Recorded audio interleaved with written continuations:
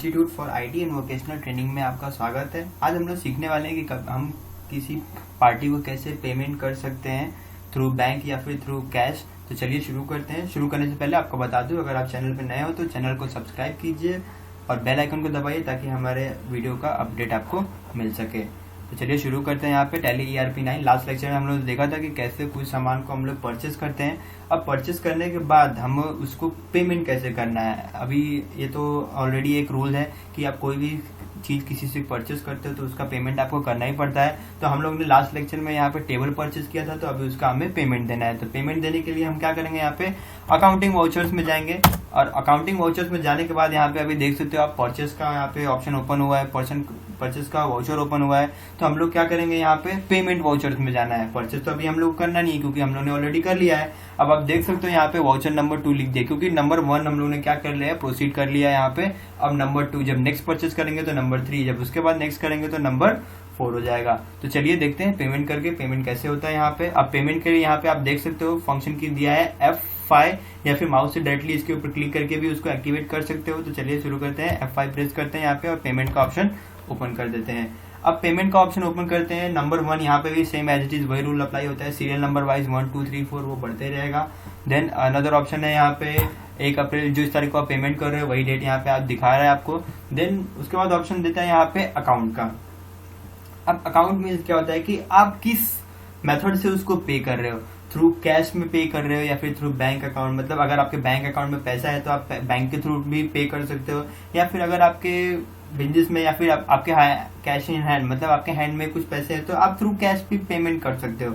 तो bank account में आप जैसे ही यहाँ पे स्पेस बटन प्रेस करोगे कीबोर्ड का, तो यहाँ पे आपको 2 ऑप्शन दिखेंगे, थ्रू कैश या फिर थ्रू बैंक। तो आपको जो भी ऑप्शन लेना है आप यहाँ पे ले सकते हो। जैसे मुझे बैंक से पे करना है तो बैंक से पे कर सकते हो। अब पर्टिकुलर में क्या होता है कि किस पर्सन को मुझे पे करना है। अब आपको याद होगा कि हम लोग ने जब सामान परचेस किया था तो हम लोग ने सप्लायर से परचेस किया था, तो पेमेंट भी ऑब्वियसली उसी को करेंगे। तो यहाँ पे स्पेस प्रेस करना है आपको, कीबोर्ड का स्पेस बटन, और यहाँ पे आपके जो पर्सन रहेंगे उनके सारे नेम आ जाएंगे। तो आप क्या करोगे, जिससे परचेस किया था आप उससे पेमेंट करोगे, तो आप क्या करोगे, यहाँ पे सप्लायर का ऑप्शन एंटर कर दोगे। अब सप्लायर का ऑप्शन जैसे ही लेते हो, सप्लायर को चूज करते हो आप, तो यहाँ पे कुछ आपको देखने को मिलेगा। जैसे ये करंट बैलेंस आपको यहाँ पे दिखा रहा है, करंट बैलेंस 1,50,000 क्रेडिट।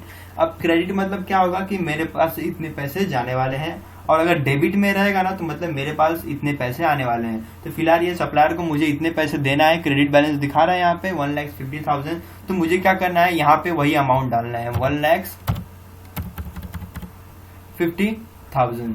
ओके अब जैसे ही आप एंटर करोगे आप, तो 1,50,000 जो है यहाँ पे वो बैंक अकाउंट से डिडक्ट हो जाएगा यहाँ से।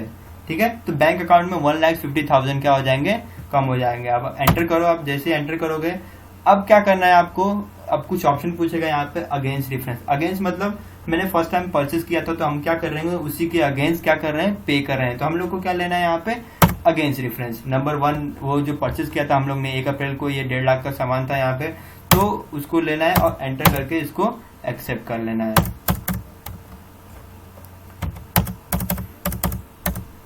तो देख सकते हो आप, एक्सेप्ट कर लिया हम लोग ने ये चीजें। तो यहाँ पे हम लोग ने टोटल अमाउंट ले लिया। अब अमाउंट को क्या करते हैं, एक्सेप्ट कर लेते हैं। यहाँ पे 1,50,000 यहाँ पे दिया हुआ है, बस इसको क्या करना है, सिंपली आपको एक्सेप्ट कर लेना है। अब यहाँ पे टाइप ऑफ ट्रांजेक्शन पूछ रहा है। अब टाइप ऑफ ट्रांजेक्शन में क्या होता है, देख सकते हो आप, टाइप ऑफ ट्रांजेक्शन जैसे ही आप थोड़ा सा आगे बढ़ते हो, किस टाइप से, मुझे चेक के थ्रू ये पेमेंट कर रहा हूँ या फिर कोई और मेथड है, या फिर इलेक्ट्रॉनिकली फंड को ट्रांसफर कर रहा हूँ, तो मुझे क्या करना है, चेक के थ्रू देना है। तो आप चेक के थ्रू भी जा सकते हो। अदरवाइज अगर आप कैश ही बैंक से डायरेक्टली पैसे निकाल के दे रहे हो तो आप अदर्स में जा सकते हो, या फिर ई फंड मतलब कुछ पेटीएम वेटीएम कर रहे हो वगैरह वगैरह, तो आप इसका भी इस्तेमाल कर सकते हो। तो फिलहाल हम लोग चेक्स का इस्तेमाल कर लेते हैं। ठीक है, इंस्टॉलमेंट नंबर, कुछ डिटेल्स है चेक की जो आपको फिल करनी है तो कर लीजिए। इंस्ट्रूमेंट डेट पूछ रहा है यहाँ पे, मतलब किस तारीख को ये चेक अप्लाई किया था आपने, तो एक्सेप्ट कर लीजिए। और नरेशन में आप लिख सकते हैं बीइंग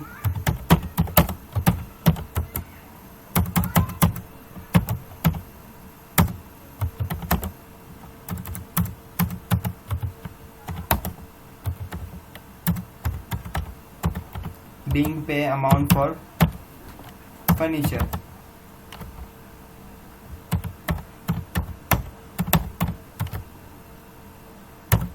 ठीक है, अब लेने के बाद क्या कर सकते हो आप, इस एंट्री को एक्सेप्ट कर सकते हो। मीन्स क्या हुआ, अभी आप देख सकते हो जैसे ही मैंने यहाँ पे 1.5 लाख डाला, यहाँ पे जो करंट बैलेंस जो है मतलब जो भी मेरे पास उसका उधार था, मतलब मैंने उससे सामान खरीदा था, उससे पैसे दे दिए, तो यहाँ पे अभी 0 बैलेंस हो गया है। तो अब इस एंट्री को क्या कर लेना है, एक्सेप्ट कर लेना है, एक्सेप्ट कर लेना है। अब उसके बाद क्या करना है कि अब मुझे देखना है कि मैंने किसको किसको पैसे पेमेंट कर दिए हैं यहाँ पे, ठीक है। तो आप उस चीज को डिस्प्ले में भी जाके देख सकते हो। डिस्प्ले में डे बुक में आपको दिख जाएगा कि आपने यहाँ पे परचेस किया था एक तो, और फिर उसके अगेंस्ट क्या कर दिया, पेमेंट भी कर दिया। आप देख सकते हो यहाँ पे परचेस लिखा हुआ है, देन उसके बाद पेमेंट।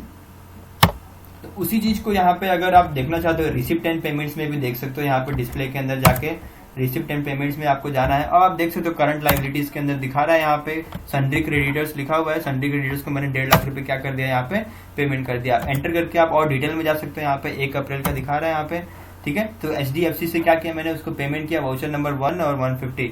तो अगर आपको ये पेमेंट वाउचर भी डिलीट करना, अगर आपको लग रहा है कि यहाँ ये गलत हो गया है, तो आप इसको Alt D प्रेस करोगे तो ऑटोमेटिकली डिलीट का ऑप्शन पूछेगा। तो ये पेमेंट की जो एंट्री है वही डिलीट हो जाएगी। तो फिलहाल पेमेंट में इतना ही है। वीडियो अच्छा लगा हो तो लाइक कीजिएगा। अगर कुछ डाउट्स हो तो कमेंट सेक्शन में आप पूछ सकते हैं।